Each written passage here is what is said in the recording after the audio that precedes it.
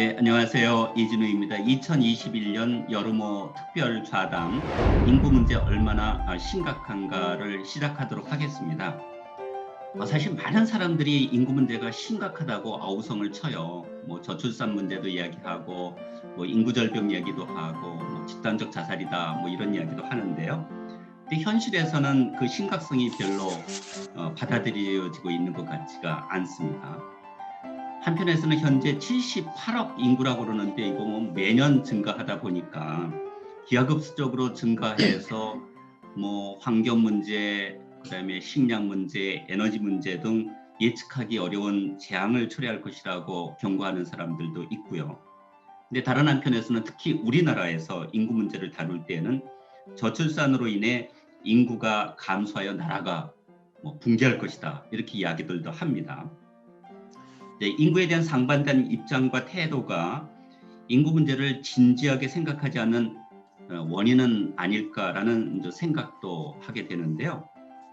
선생님들께서 이제 각자의 연구 분야에서 인구가 왜 이 시점에서 심각하게 다루어야 하는 또는 진지하게 우리가 정말 연구하고 성찰해야 하는 문제인지를 우선 말씀해 주시면 좋을 것 같아서요. 인구학을 하는 사람으로서 지금 현재 우리나라의 인구 현상이 뭐 저출산도 있고 고령화도 있고 수도권으로 사람들이 집중이 되고 있는 모습들도 있고 이런 여러 가지가 있는데 그게 왜 그러냐 하면은 인구가 줄어서 초저출산에서 인구가 줄어서 뭐 앞으로 몇 년 지나면 한국이 없어져요 이런 문제가 아니고요.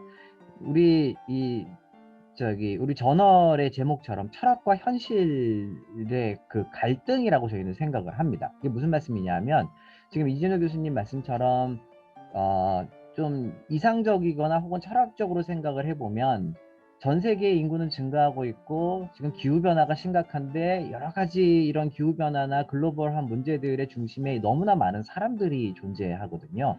그래서 이 사람들이 많은데 우리나라라도 인구가 줄어들기 시작하면 오히려 더 좋은 거 아니에요? 라는 어떻게 보면 조금 이상적인 그런 이야기를 할 수가 있는데 또 현실로 들어와 보면 당장 우리 뭐 대학들이 그렇잖아요. 지금 서울에 있는 대학들이나 뭐 포스텍 같은 경우는 그렇게 큰 문제라고 생각하지 않지만 아주 많은 지방에 있는 대학들은 이미 이게 이제 현실로 다가온 거죠. 학령 인구가 줄어든 게. 그래서 이렇게 현실로 다가온 사람들은 이거는 생존의 문제인데 그런데 이거를 현실이라고 생각하지 않고 이게 나의 문제로 아직 안 왔을 때는 굉장히 이상적으로 생각을 사람들이 하게 되는 거고 이상적으로 생각했을 때 요즘 뭐 표현으로 좀 쿨해 보이기도 하고 그래서 이런 철학과 현실, 철학이란 표현보다는 이상으로 하겠습니다. 그냥 이상과 현실에서의 갈등 속에서 사람들이 뭐 어떤 문제에 대해서 합의도 이끌어내기가 쉽지가 않고 그런 상황에서 현실은 점점 커지기 시작을 합니다. 그러면 이 현실이 커져가는데 새로운 어쩌면 이 변화되는 현실은 새로운 질서를 원하는데 그 질서를 만들어내기는 너무나 오래 걸리고 그러다 보면은 뭐라 그럴까요? 갑자기 다가온 어려움을 몸으로 느끼게 되고 그 사람들의 삶의 질은 더 악화되는데 그거를 어떻게든지 좀 다시 올릴 수 있는 재구조화든지 뭐든지 만들어내려면 이렇게 앉아가지고 이야기가 필요한데 그런 이야기하기가 쉽지 않은 현상. 그래서 저희 연구소에서는 현재의 인구 현상을 우리나라의 인구 현상은 저희는 문제로 이렇게 좀 보고 있습니다. 우리가 지금 그 전 세계적으로 요즘 그 정체성의 위기가 상당히 지구촌에 많은 문제를 야기하고 있는 걸 보고 있습니다. 특히 이제 인구 문제라는 게 선진국에서는 뭔가 급속히 인구가 지금 줄어들고 있는 것이죠. 그러나 이제 제3세계 개발도상국가에서는 인구가 급격히 증가하는 이런 인구의 이원화 현상이 매우 가속화되고 있는 것이지 않습니까? 네. 그러다 보니까 이제 서구에서는 일자리가 사실은 노동력이 부족한 것이죠. 그러나 아프리카나 뭐 이런 나라에서는 이제 일자리를 찾아서 또 서구로 이동을 하게 되고요. 그래서 이제 이 지구촌에 뭔가 인구 구조가 변화됨으로 인해서 인구의 이원화로 인해서 인구의 대륙 간 이동이 매우 가속화되는 현상들을 우리가 목도를 하고 있지 않습니까? 그런 과정에 이제 유럽에서 가장 정치적으로 핫한 이슈가 되는 게 이민법이 되는 겁니다. 이것이 결국은 포퓰리스트 정치 지도자들이 양산하는 결정적 배경도 인구 문제에서 찾아볼 수가 있겠다라는 생각이 듭니다. 우리가 이제 뭐 경제의 전반적인 하락이랄지 다양한 요인들이 있습니다만은 결국 그 저변에는 인구라고 하는 것이 매우 중요한 요인으로 작동을 하고 있는 것이 아니냐 이제 저는 그렇게 보고 있고요. 근데 이제 우리나라 같은 경우를 본다면은 우리나라는 이제 2067년에 소멸할 거다라고 이제 이 진단을 받았습니다. 그런데 사실은 전쟁이나 또는 뭐 여러 가지 재해로 인해서 국가가 소멸한 사례들은 있지만 인구 쇼크로 국가가 소멸한 나라는 이때까지 없었단 말이죠. 그렇게 본다면은 우리나라에 있어서 이 인구 쇼크라고 하는 것은 뭐 대단히 중요한 이슈로 지금 부상이 돼 있다. 그런데 인구의 효과, 정책의 효과라고 하는 것이 뭐 금방 나타나질 않으니 이게 누구도 미래를 알 수가 없는 상황들이죠. 이 질문지를 보면서 그 인구가 왜 문제인가 이거에 대해서 고민을 시작을 했다가 문득 떠오른 책이 있었습니다. 똑같은 질문이었거든요. 이게 Why Demography Matters라는 책이 있습니다. 아마 조인턴 선생님 뭐 잘 아실 텐데 데니 돌링이라고 하는 그 옥스퍼드대 인구학자가 이제 쓴 책인데요.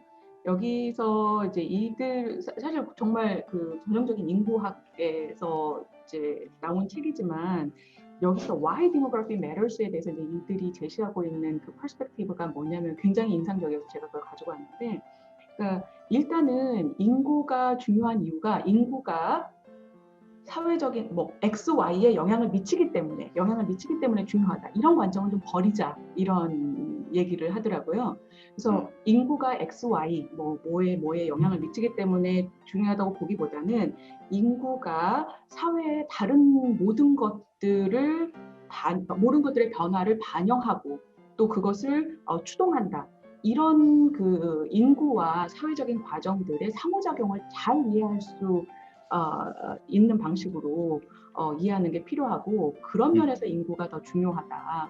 인구가 어떻게 사회적 과정들과 상호작용을 맺느냐. 예컨대 인구가 지금 뭐 줄어들거나 늘어들거나 하는 그것들이 어떤 사회적인 맥락 속에서 일어나고 있는가. 예컨대 불평등이 어떻게 증가하고 있는 상황에서 어떤 변화들, 인구 변화가 어떤 영향을 미치는지, 그 다음에 젠더들, 성별 어떤 분업 체제가 변화하고 젠더 갈등들이 격화되는 시기에 인구가 어떤 영향을 미치게 되는지, 혹은 그것을 어떻게 추동하는지, 아니면 뭐 과학기술, 산업 변화 이런 것들하고 어떻게 맞물려 있는지, 환경 변화와 어떻게 맞물려 있는지, 이주 이전의 문제와 어떻게 맞물려 있는지, 이런 것들과 이제 인구가 어떻게 맞물려 있는지, 어떻게 서로 영향을 주고받는 그 상호작용을 잘 이해하는 게 필요하고, 그런 면에서 인구가 중요하다. 왜냐하면 그것을 통해서야만 우리가 그 사람이 이렇게 얘기를 하더라고요. 우리가 미래에 대한 오너십을 가질 수 있다.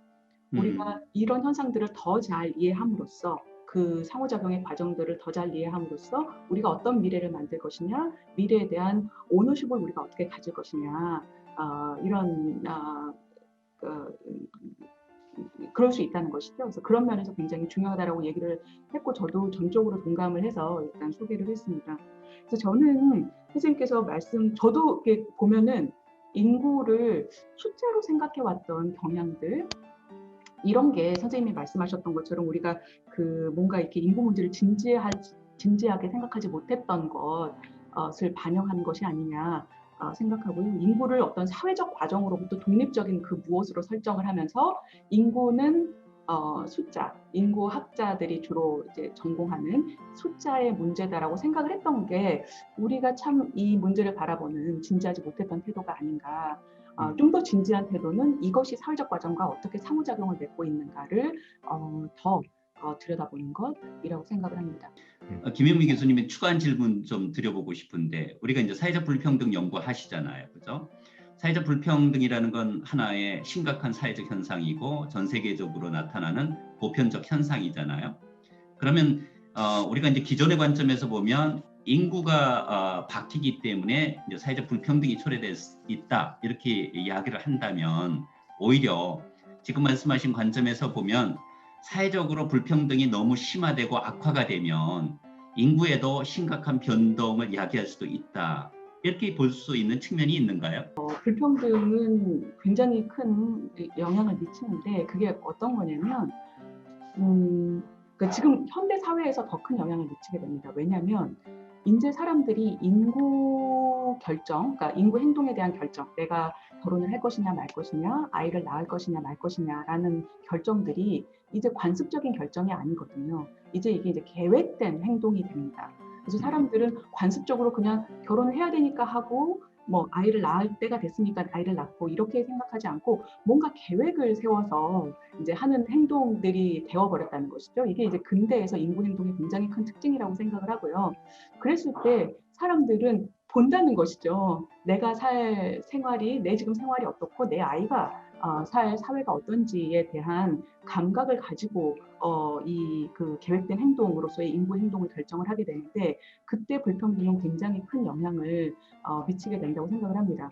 여러 가지 경로가 있어요. 그러니까 사회 불평등이 증가할 때 왜 그 인구 행동이 위축되는가, 뭐 애를 덜 낳고 결혼을 덜 하게 되는가, 이거를 그 영향을 미치는 여러 가지 경로가 있습니다. 그걸 하나하나 밝혀내가는 게 굉장히 중요하다고 생각을 하고요. 네. 그 중에 한 가지 큰 거는 경제적, 그러니까 불평등이 증가하면서 경제적 불확실성이 증가를 합니다. 그래서 이제 계획된 행동에서 굉장히 그 사람들을 위축시키는 게 불안정성의 증가거든요. 불확실성의 증가. 근데 경제적 불확실성이 증가한 상태에서는 개인들이 재생산 활동들에 좀 위축을 경험을 하게 되죠. 이게 사실은 어디서나 지금 20대들, 그러니까 최근에 이제 출산율, 아주 최근에 통계들을 보면 출산율이 또 조금 더 꺾이고 있는 것 같아요. 전 세계적으로 유럽을 봐도 그렇고 그런 과정을 보면 경제적 불확실성이 그 인구 행동에 큰 영향을 미치고 있는 것이 아니냐. 특히 지금 네. 20대들의 그런 생각도 듭니다. 네.